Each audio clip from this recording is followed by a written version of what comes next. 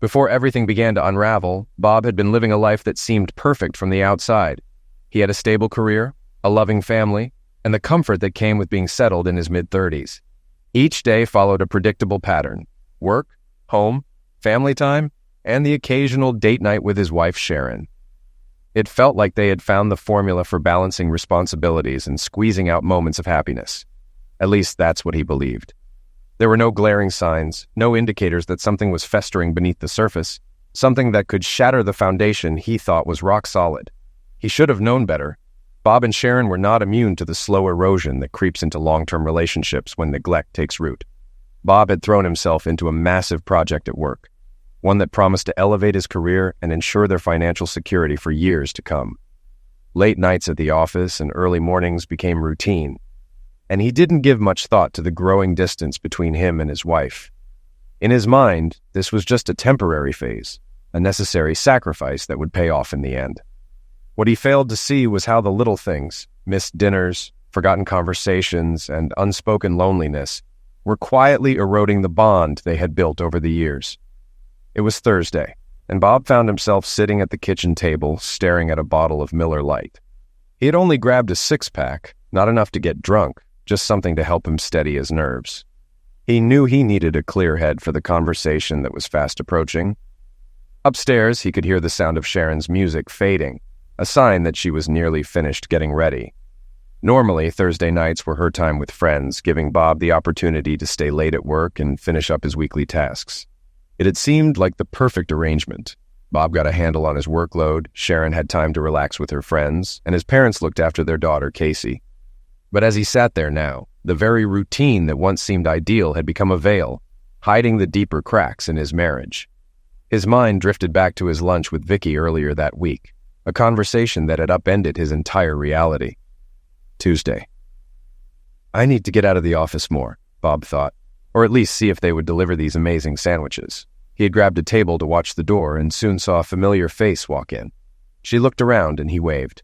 She spotted him and walked over. At 31, Vicky was the oldest of Sharon's friends and his favorite. She was also the only one married. She had a way of putting everyone at ease without being a pushover. He had to admit she was attractive too. Dark, wavy hair, fair skin, and great legs. No noticeable curves, but her face was stunning. Her husband Ron adored her, and she still got plenty of male attention. As she sat down across from him, he couldn't help but notice how easy she made everything feel. Thanks for meeting me, Bob. I know work keeps you busy, so I appreciate you taking the time, she said, studying his face. No problem, Vicky, Bob replied. Though, I have to say, I feel a little weird meeting without Sharon. I don't usually have lunch with pretty women who aren't my wife, but you said it was about her, so I'm all ears. Planning a surprise for her birthday next month? Bob wasn't expecting the sadness that crossed Vicky's face when he mentioned Sharon's birthday. What was going on? Bob, I've seen how much you and Sharon care for each other, and that's why I'm coming to you. This might ruin my friendship with her, but if it saves your marriage, I'm okay with that. There's no easy way to say this, but Sharon's been seeing someone for the past 3 months. Bob was stunned. He thought it had to be a joke, and he told Vicky as much. I'm really sorry, Bob, but it's not a joke. About 2 months ago, after you took on this new project, Sharon was in a bad place at work, grumpy and quiet. After a few martinis, she opened up about feeling abandoned. She said she missed you and felt like you two were becoming just another middle-aged couple letting life pass you by. At that point, the waiter came by for Vicky's order. She asked for a Cobb salad and an iced tea with lemon. Bob, still trying to process what he had just heard, was reeling at the thought that Sharon would sneak around after 8 years together. He would have bet his life that Sharon would have told him if she was unhappy. They'd always been honest, even when it was uncomfortable. He looked at Vicky and asked the one question he needed to know the answer to immediately. Has she slept with him? He whispered. Not that I know of, Vicky replied. And I think I'd be able to tell. Your wife's usually pretty open, which is why this behavior is so shocking. But Bob, you should know that every woman I've spoken to has shared similar feelings, kind of like how you guys talk about being tied down. When Sharon mentioned it, we all told her she's amazing, that you should pay more attention to her, and so on. Unfortunately, my sister was there that night, Vicky continued. What does your sister have to do with anything? Bob asked, trying to control his anger. Well, my sister is not the best influence, Vicky said. The waiter, bringing her tea, raised an eyebrow at her comment. Vicky took a sip and explained, My parents were serial cheaters. I don't know who started it, but they were always trying to get back at each other. When I was 17, I asked why they stayed together, and they said it was because they loved each other. This affected my sister and me differently. I saw cheating as a relationship butcher, while my sister thought it was fine as long as you loved each other. I love her, but she's clueless about this stuff. Anyway, Vicky continued, my sister made a comment that if Sharon wasn't getting romance at home, maybe she should look elsewhere. I told her she was wrong, but a few others in the group started talking about how to pick up a guy and keep it secret. At the time, Sharon said she'd never cheat on you, but I think my sister planted a seed. Why do you think that? Bob asked. Now that he wasn't sure Sharon had slept with someone, he was processing more. Because the next week, Luke Jonas and his group showed up at the Red Horse Saloon where we were drinking. Sharon didn't invite him, but she did tell him we'd be there trying line dancing. It was fun, except for Luke. Now Bob had a name. Knowledge is power. Tell me about this Luke guy, Bob growled. Vicky smiled slightly at the tone in Bob's voice. She continued, Luke Jonas is the office flirt. He goes after any woman who shows even the slightest interest, and those who do find themselves on the receiving end of his attention. He doesn't care if they're married or even particularly attractive. He just loves the chase. Your wife shut him down early on, and he didn't push it until recently. Now he's chasing her, and instead of stopping it, she's running along with it. It's an open secret that if Luke gets one more maltreatment complaint, he'll be fired. She could easily end it, but she hasn't. In fact, for the past couple of months, they've been regulars at the cafeteria, sitting together, whispering and giggling. I've tried talking to her about it, but she just gets defensive, insisting they're just friends and that Luke listens to her and understands her problems. I asked if she would act the same way if you were sitting across the table, and she actually blushed. Then she got angry and said something like, you wouldn't even notice. After that, I decided to step back and keep an eye on things. They seemed to cool it off at work, and I thought it was over until 3 weeks ago. At this point, Vicky's lunch arrived, and she began eating, watching Bob for his reaction. Bob took a long sip of his lemonade, but it didn't register at all. He felt hollow inside, and his eyes wouldn't focus. How could Sharon think he wouldn't care about her flirting with another man? He had never been overly jealous because he loved and trusted his wife. But now he wondered if he had been that distant because of this work project. He had always thought the payoff would be worth it, but had he gone too far? He found himself wondering what had happened 3 weeks ago. Did he even want to know?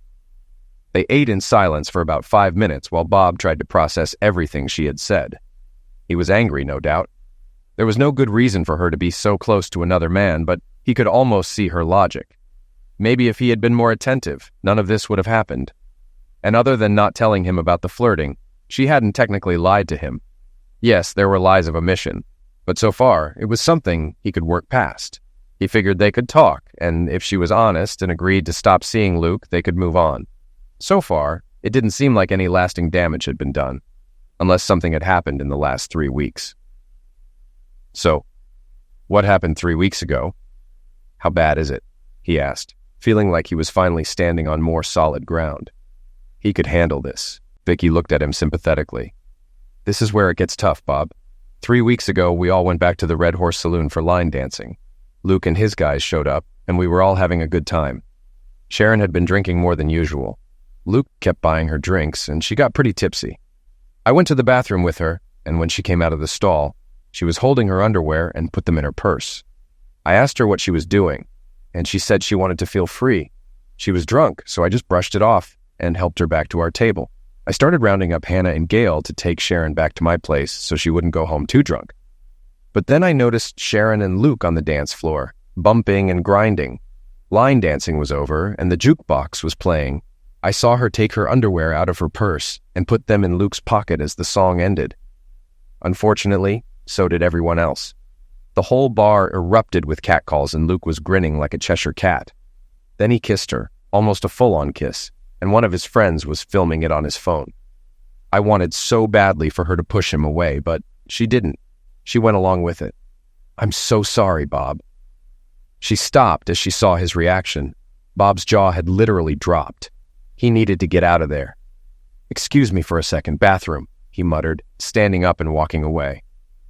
Inside the bathroom, Bob locked the door and splashed water on his face. He gripped the sink tightly, trying to steady himself. He remembered that night. Sharon usually got home around 11:30, but that night it was closer to 2:30. Vicky had called earlier and said that Sharon was staying at her place because she'd had too much to drink and that they would call her a cab when she sobered up. It had happened before, and Bob had always been grateful that Vicky and the girls were responsible enough to avoid a DUI. He had never been upset about it. In fact, he had always thought getting a little drunk was part of the fun when going out with friends. He never imagined this. He also remembered what happened the night Sharon came home. He recalled being woken up by the warmth of Sharon's lips on his skin. It had caught him off guard, and before he knew it, they were fully involved in passionate sex. "Oh my God, honey, that was amazing," he had told her afterward. "I'm sorry it ended so quickly, but I'll make it up to you." She had giggled and continued, and the night became one of their best. But now those memories were tainted. Was she thinking about someone else during those moments? He splashed more water on his face, trying to rid himself of the thought.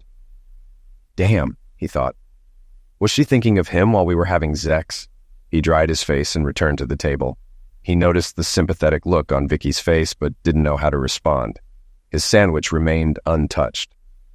"What else do I need to know, Vicky?" he asked, his voice emotionless. "Honestly, Bob, that's pretty much it. The last few girls' nights have been at Hannah's house with wine and lingerie parties. At work, Sharon's been acting cold toward Luke, even though he's still trying to get close to her. I thought it was over, but just yesterday I saw them talking. They got quiet when I came around the corner, so I don't know what's going on, but I'm done. I figured you should know, and maybe you can do something since she's not listening to her friends anymore." The waiter brought the check, and Bob grabbed it before Vicky could reach for it, pulling out his credit card. "I want to see them together in action and maybe put a stop to it," he said. "Sharon told me you guys are going to the Red Horse Saloon this week, so this Thursday when you all go, I'll show up and watch from a distance." He stopped mid-sentence when he saw the horrified look on Vicky's face. "What did I say wrong?" he asked, confused. "Bob, Hannah has a doctor's appointment early Friday morning, and Gail's flying to Florida to visit her brother. If Sharon's going out Thursday, it's not with us," Vicky said gently. She reached across the table and took his hand. "I'm really sorry, honey," she said softly. "I know it's pointless to ask if you're okay, but here's my home number. Call anytime if you need to talk to me or Ron." Her husband was a marriage counselor, so talking to him might be helpful. Bob nodded slowly. "Thank you for telling me, Vicky. I know it wasn't easy, but I think you're doing the right thing being a good friend. I don't know what's going to happen next, but at least now I know what's going on and I can take some action. Thanks again." With that, he stood up, signed the bill, and walked out. Wednesday. Today was a breakthrough on the project Bob had been working on. They had secured pre-manufactured parts from a startup in Harrisburg, shaving 2 months off the timeline, giving them at least a week's cushion even with logistical challenges. A couple more calls, and the project would be completed 2 months ahead of schedule, saving the military millions. The bonus would be as big as Bob had hoped, and having his name on the project would bring recognition. He should have felt as happy as could be. But instead, all he could think about was how much he dreaded going home and confronting what he had to. He had decided to investigate Sharon's potential affair himself. He couldn't access her work email, but figured they wouldn't be foolish enough to use that since it was monitored by HR. He logged into her Yahoo account but found nothing suspicious. She could have created another email, but he wouldn't know unless he checked the home computer. The problem was that Bob wasn't tech-savvy. The idea of setting up surveillance cameras or voice-activated microphones seemed cool in theory, but he already had a plan for confronting her. All he wanted was as much information as possible to figure out whether he should try to save or end his marriage. Sharon had already picked up their daughter, Casey, from his parents and had talked him into picking up Chinese food for dinner.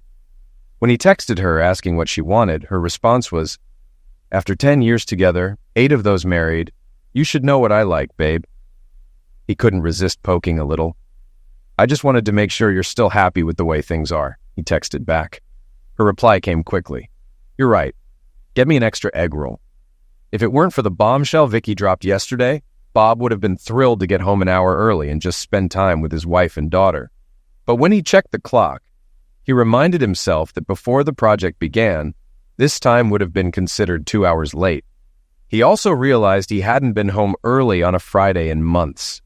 Add to that the exhaustion and stress he'd been feeling, and it wasn't hard to see why Sharon might have felt neglected. Still, that didn't give her the right to do what she was doing. Walking through the front door, he noticed Sharon reaching up for a wine bottle. He paused to admire her figure. At 31, she was in her prime. Her 5'7" frame had just the right amount of curves to be irresistible. Even through the bulky sweatpants she wore, he could see the outline of her toned figure. Her hair was tied back in a ponytail, and when she turned and flashed him that bright smile, he couldn't help but feel incredibly lucky. Then he remembered why he was upset. "I'm so glad you're home, babe. How's work?" she asked, walking over to kiss him on the lips. "Pretty good. We had a major breakthrough on some supplies, so we're likely finishing at least a month ahead of schedule. Look, I know I've been distant because of this project, and I hate that I can't share the details since it's classified.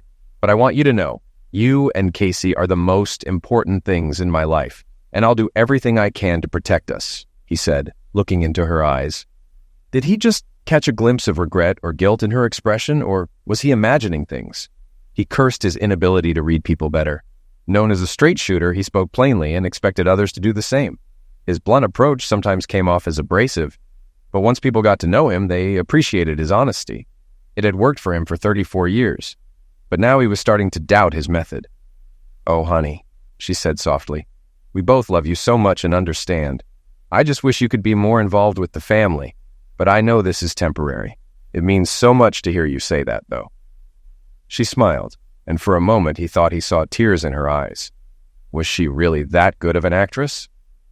"So what does finishing early mean for you?" she asked as she unpacked the food containers. "Well, first off, it means a nice bonus. I don't know the exact amount yet, but it's definitely not chump change. Plus, since this is our first government project, doing it so well should bring in more work for the company. My name being on the lead will get attention from headhunters in the government, and the bosses know this, so I should be able to negotiate some good perks, assuming everything goes smoothly." As he talked, he tried eating his sweet and sour pork with chopsticks, but gave up and grabbed a fork. "Haven't I mentioned all this before?" he asked, his mouth full. "Not that I remember, babe," she replied. "All I recall is you saying you had a big contract you couldn't talk about, but it'd be worth it." "Well, it seems I haven't really talked to you since then," he said, sounding a little sad. "But it looks like I'll have my husband back soon," she said with a bright smile. He looked at her, ready to fish for more information. "So what bar are you and the girls hitting tomorrow night? Should I swing by after work to make sure everyone gets home safely?" he asked, trying to keep his tone light. "Oh, actually, we're going to the Red Horse Saloon for some line dancing. I think we'll be done before you're off work," she said, focusing on her orange chicken as she spoke. His heart sank a little more. At that moment, Casey finished her egg roll and asked him to read her a story. He cleaned off his plate, then scooped her up and carried her to the living room. For the next hour, he devoted himself to reading story after story until she was fast asleep. He heard snoring from the couch and saw Sharon curled up with a book in her lap. He gently picked up his daughter and took her upstairs to her room, tucking her in and fighting back tears as he thought about what was to come. He wanted Casey to remember the good nights with her parents, not the tough times ahead. Wiping away his tears, he returned downstairs, kissed Sharon gently on the lips, and pulled a blanket over her. Then, determined, he went looking for her phone. He found it plugged in on the nightstand. Swiping to unlock it, he quickly found what he was looking for. Scrolling back through her texts, he saw they began about 3 months ago. "Hey, pretty lady. It was fun seeing you girls out dancing last night," one message read. "Same here. Bob works late on Thursdays, and my in-laws watch the kids so we can have some girl time," she had replied. "Your hubby is a good guy for letting you get out of the house now and then." "Yes, he is great," she responded. For the next few weeks, the texts between them seemed harmless enough. Then, this exchange happened. "Vicky gave me a lecture today about our lunch breaks. I was mad, but she had a point. I don't want people to get the wrong idea about us. It's just harmless talking. We're not doing anything wrong," he replied. She asked if Bob would be okay with how we're acting, and that got me thinking. Maybe we're sending the wrong signals. Plus, I shouldn't be sharing all my problems with another guy. "I'm going to try talking to Bob." "I get it. But if you can't get his attention, you know where to find me. I'll even buy you dinner if needed. Just as friends." Bob didn't remember Sharon trying to talk to him about anything, but it could have been around the time he found out they needed food-grade stainless steel for the project. He had spent days tracking down a supplier, and during that time you could have dropped a bomb on him without him noticing. So far, the text from Sharon seemed innocent, but it was clear to Bob that Luke was playing her. How could she not see it? He scrolled further to the next set of messages. "You need to return those today," said the man. She replied with a smiley face emoji. "What are you talking about?" "You know exactly what I mean," he responded. "My friends are mad at me right now, and I don't blame them. If Bob finds out how I've been acting, he might leave me," she confessed. "So, you don't want me to show him the video?" he asked, including another smiley face emoji. "What video? You can't let anyone at work see that." "Sam was there, and he recorded it on his phone," she explained, worried. "I'll make sure he deletes it, but you'll owe me," he warned with another smiley face. "Fine. I can't lose Bob. Not after last night," she admitted. Curious, he asked, "What happened last night?" "That's none of your business," she snapped. "Was he mad you came home late and drunk?" "LOL," he teased. "Hell no. Let's just say last night was incredible, and it's because Bob and I love each other. Now give me my underwear back and make sure that video gets erased," she demanded. "Damn, that makes me sound so bad. Bob deserves better than me." He reassured her, "No, he's lucky to have you. He wasn't there to keep an eye on you. I don't need anyone watching me. Just be the friend you say you are and handle what I asked, please," she insisted. "Of course, I'll help you." "Then you can buy me dinner," he replied with yet another smiley face. "Just make sure no one sees that video, and I'll do whatever you want," she reluctantly agreed. A few days later, the conversation resumed. "I heard girls' night was canceled. How about that dinner?" he texted, including a smiley face. "Not a good idea. Sorry," she replied. "Oh, come on. Your hubby will be at work and your friends are busy. One night out with a friend and we can talk like we used to. Besides, you owe me," he persisted, adding another smiley face. "Fine. I'll meet you at the Red Horse at 8, she agreed. "Nope," he corrected with a smiley face. "Meet me at the TGIF in the Sheraton Hotel. They have great drink specials and I don't want to yell over a bunch of drunks. I'll be getting a room in case we drink too much." "Fine," she conceded, "but this is just friends having dinner, and I do owe you for making sure that video didn't get out. It's bad enough people at work heard about it." "Don't worry about it. I watched Sam delete the video, and soon someone else will do something scandalous, and no one will remember." "See you at 8, he assured her. And there it was, the probable end of his marriage. How many times do you see your wife agree to meet another man at a hotel restaurant? How could this possibly end well? She couldn't think Zex wasn't on the table. Bob closed out the texts and plugged the phone back into the charger. He undressed and got into bed alone. Sleep didn't come easily. On Thursday, Sharon came downstairs wearing her little black dress, the one she always wore on their dates. She looked stunning. She stopped when she saw him sitting at the table.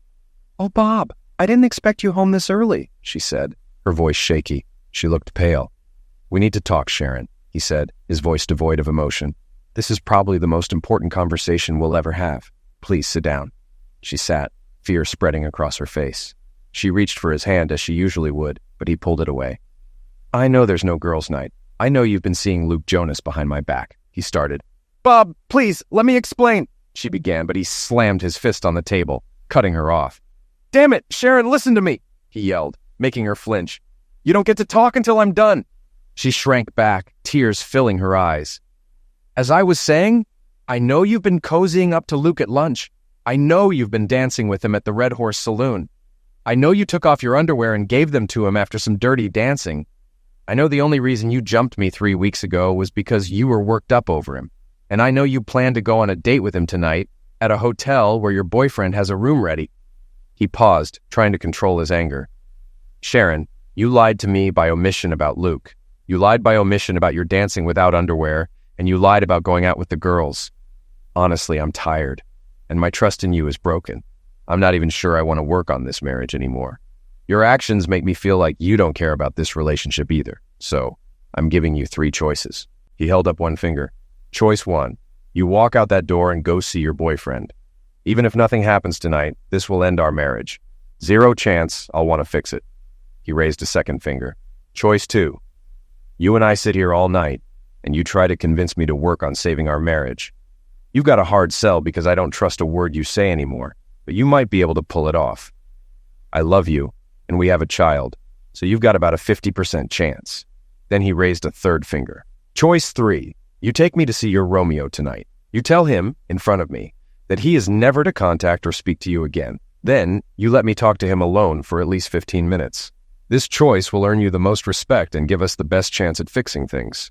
If you haven't slept with or done anything sexual with him, I promise I'll be 100% in to work on this. But if you have, this is the only option that might still give us a shot at repairing things."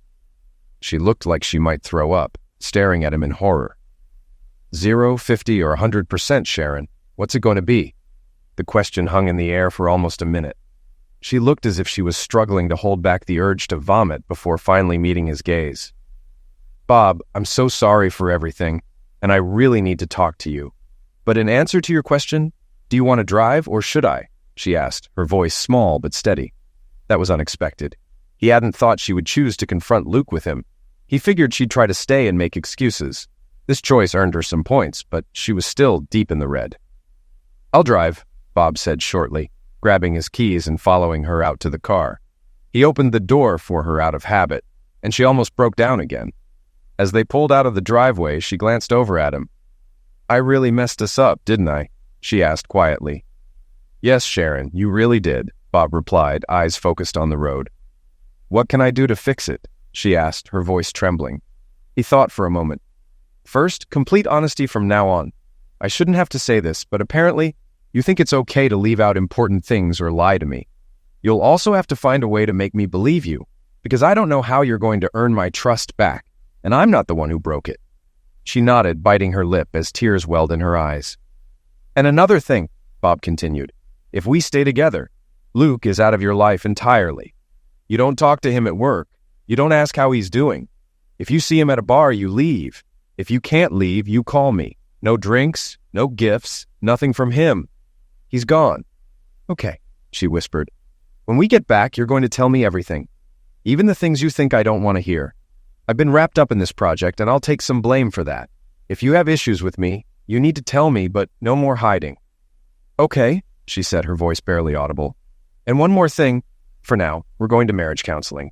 You can pick the counselor if you want. Hell, maybe Ron can suggest someone. But it's not negotiable if we want any shot at making this work." "Okay," she repeated, nodding. Her phone beeped with a text message. She looked at it, and her face went pale again. "It's him. He's asking where I am," she said softly. Bob held out his hand for the phone. Wordlessly, she handed it over. He scrolled through the messages from earlier that day. "Hey, I got a room with a jacuzzi. Maybe after dinner we can relax. Bring your bikini." "You're not getting me drunk enough to go in a hot tub with you. I'm not bringing a bikini." "We'll see. You know how you get when you're drunk." The most recent message, "Where are you? I got a glass of wine waiting for you." Bob texted back, "Running a little late. I got a surprise for you." The response came quickly. "You brought your bikini? Awesome."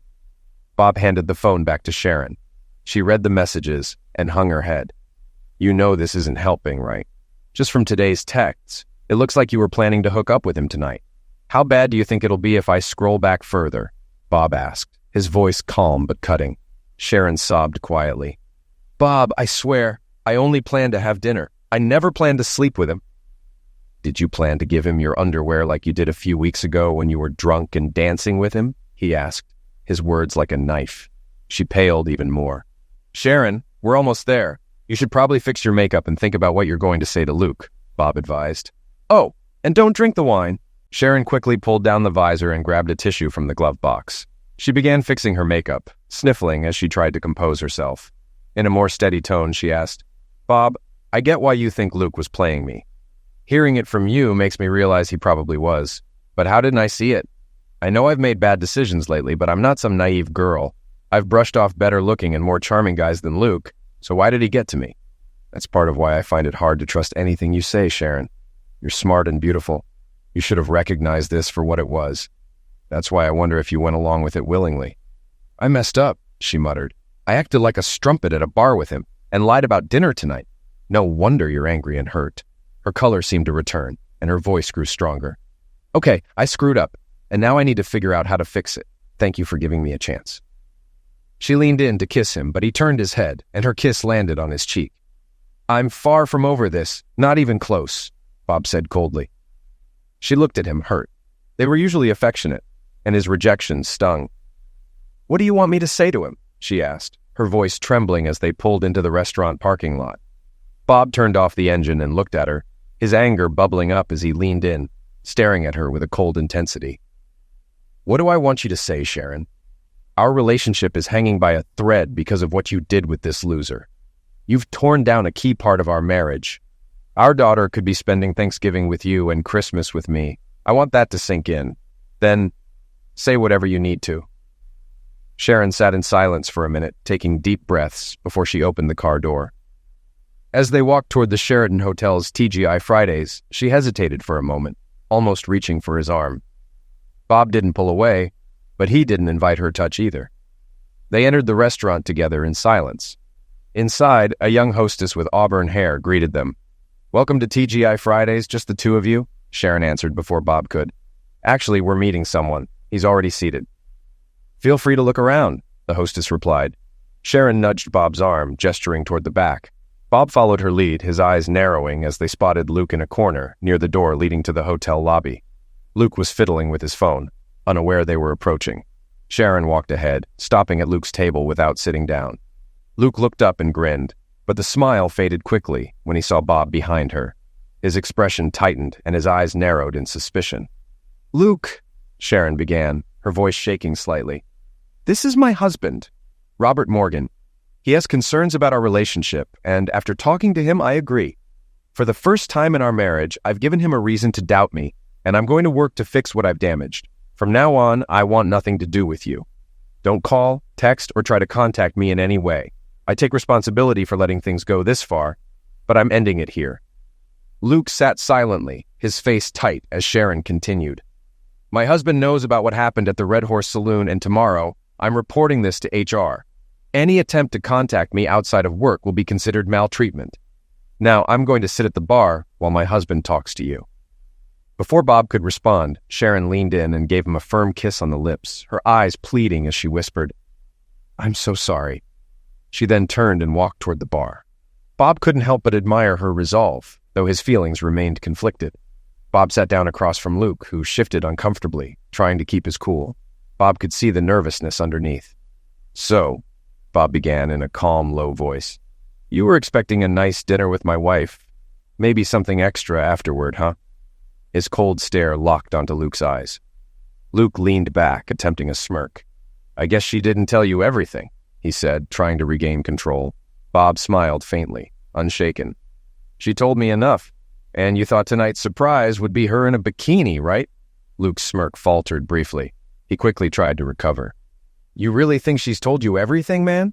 he asked, trying to sound confident. Bob didn't flinch. "Yeah, I do. I've known her for 10 years and been married for 8. I know her a lot better than some lowlife who's been sniffing around for a few months." Luke chuckled, trying to provoke him. "She gives a hell of a head," he sneered, smirking again. Bob's expression remained calm. He leaned in slightly, his voice steady and dangerous. "You want to show me proof? If you had anything real, you wouldn't have needed to spike her drink." Luke's smirk vanished completely. He shifted in his seat, his eyes darting to the glass of wine on the table, the one he had ordered for Sharon. Bob noticed and kept pressing. "Yeah, I saw that," Bob continued. "What was the plan? GHB? Rohypnol? Or just some good old magic pills?" Luke's face turned pale as he leaned back, clearly shaken. Bob had hit a nerve. "You little piece of trash!" Bob hissed, leaning in closer. "I should knock you to a pulp right now, but I'm not sure I wouldn't eliminate you, and I have better things to do than go to jail for someone like you." Luke stayed silent, his confidence completely shattered. "I'm giving you 3 options," Bob said, raising one finger. "Option 1, you apologize to my wife. Quit your job tomorrow and leave town. Do that, and I won't come after you." He raised another finger. "Option 2, you walk into the police station and confess to pilling my wife's drink. Do your time, and when you get out, leave town. I'll keep an eye on you, but I won't come after you." He raised a third finger. "Option 3, we meet in a boxing ring in 4 weeks, sign injury waivers, and neither of us leaves until one of us is unconscious. Then you leave town." Luke blinked, his eyes widening. "You're insane," he spat, regaining a bit of his swagger. "Why would I agree to any of that?" Bob leaned back, taking a long sip from the scotch he had just ordered. Because every time you step outside at night, go to your car, or open your door, you'll wonder if I'm there, waiting. And when I'm not, you'll wonder if one of my friends is.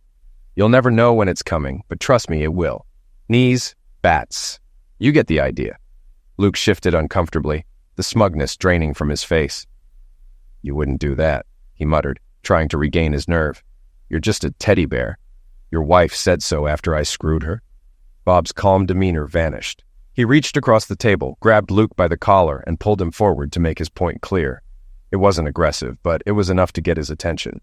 You son of a witch! Luke shrieked, clutching his nose. I'm calling the cops! Go ahead, Bob growled. I'd love for them to test that wine glass for pills and hear the recording I've got of you admitting your plan. Luke's face turned ashen. Within minutes, the police were involved. 2 state troopers, who had been eating across the street, came in to investigate. Bob gave his statement, and they bagged the wine glass for evidence. A search of Luke's pockets turned up a small packet of white powder. When confronted, Luke asked for a lawyer and shut up. It was nearly 4 a.m. by the time Bob and Sharon left the police station. After giving her statement, Sharon spent 15 minutes listening to one of the officers explain how lucky she was that Bob had intervened. By the time they left, she was a wreck. Luke remained in custody. Using Sharon's phone, they called Bob's parents, briefly explaining the situation. His parents were understanding and promised to take care of Casey for the day, planning a trip to the zoo to keep her entertained. When they finally pulled into the garage, both Bob and Sharon sat quietly for a moment. Sharon unbuckled her seatbelt and leaned over the console, hugging Bob tightly. He let her cry into his shoulder for a moment, before gently pushing her back. Sharon, he said softly, we still need to talk, but it's late, and we need some sleep. Tomorrow, we'll call into work and figure out where we go from here. Sound like a plan? She nodded quickly, wiping her tears. Yes, Bob, bed sounds wonderful. Her voice cracked as she asked, Can I please sleep in the bed with you? Bob looked at her and sighed. Of course, baby. I woke up the next morning, spooned up next to my wife. As I thought about everything that had happened, I started to feel like maybe we could be okay.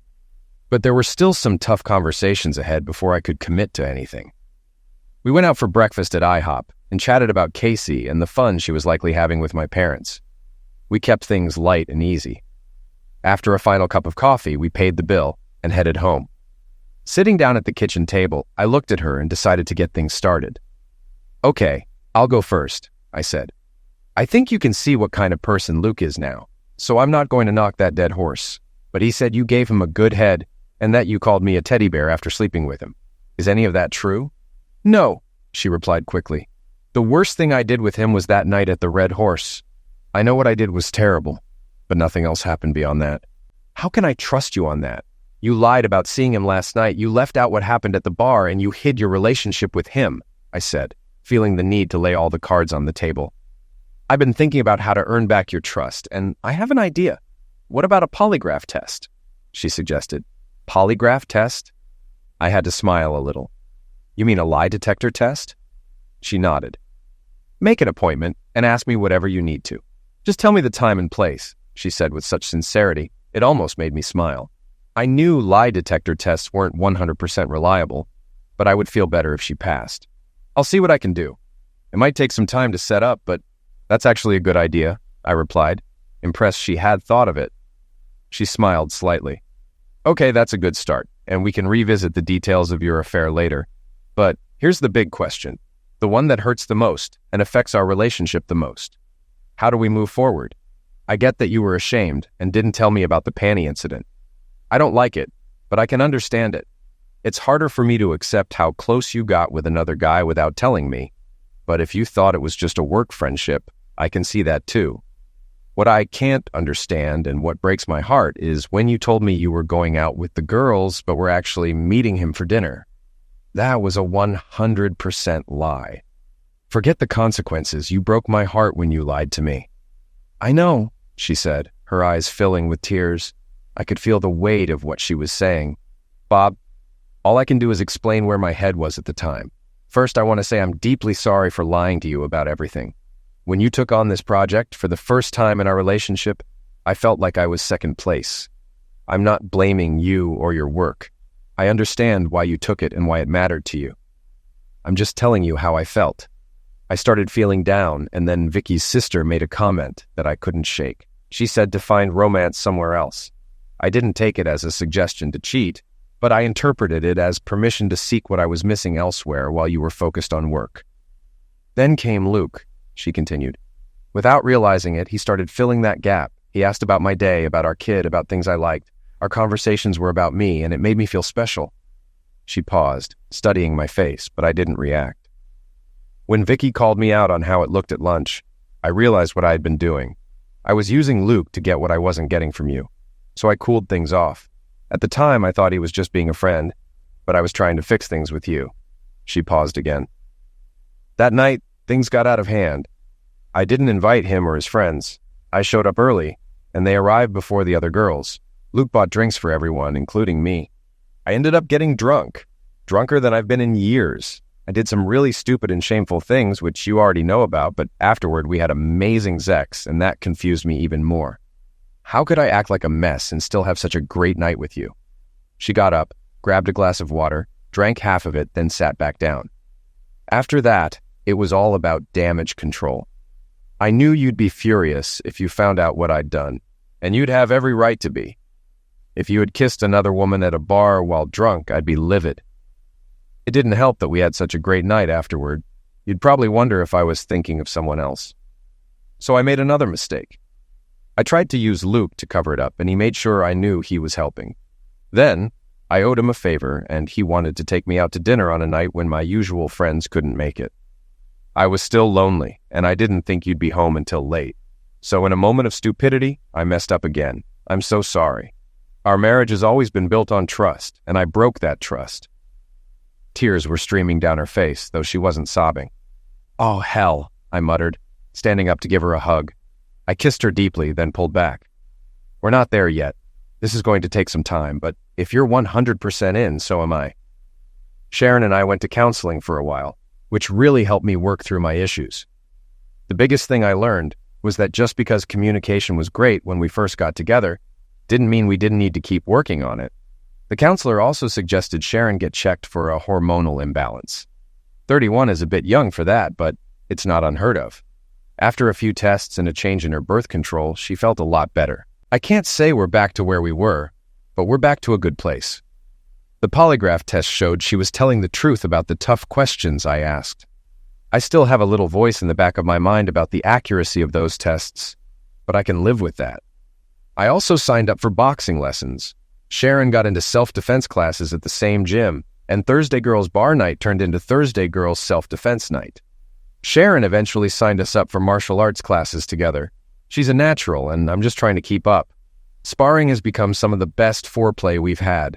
My project finished 6 weeks ahead of schedule and under budget. The company's now competing with the big players for government contracts. They tried to promote me to vice president, but it required too much travel, so I turned it down. Instead, I started a special projects division, which came with a new office and an executive assistant. My new executive assistant has the best smile and an amazing backside. So far, no one's complained about me working with my wife. As long as we're making money, I don't think anyone will. Most of my $38,000 bonus from that project went into Casey's college fund, but I kept some aside for a week at an all-inclusive resort with Sharon. By the time we got back, my parents were more than ready to hand our daughter back to us. I did get a misdemeanor attack charge for punching Luke. Best $300 and 40 hours of community service I've ever spent. Luke got 3 to 5 years for attempted attack and pill possession. The white powder was GHB. He also got the crap knocking out of him one night walking to his car. No, it wasn't me. Apparently, Luke had pulled this pilling stunt before, and one of his sufferer's brothers caught up with him. That guy got 2 to 3 years for felony attack. I put $50 a month into his commissary account. Sharon and I worked hard on rebuilding the trust that was damaged. And while it hasn't been easy, we've made significant progress. Our relationship now is stronger because we're both committed to making it work, openly communicating, and ensuring that no gap grows between us again. Therapy has become a regular part of our lives, and we've found a new rhythm that works for both of us. I can't say the fear is completely gone, but I've learned to trust again. Life isn't perfect, but it feels more genuine, more grounded. We both know that maintaining a relationship takes effort, and now we're giving it the attention it deserves. I wake up every morning next to the woman I love, knowing that we've both made mistakes, but also knowing that we're choosing each other every day. That, more than anything else, gives me hope for the future. At the end of the day, sometimes love is messy, but it's the fight to stay together that proves its strength.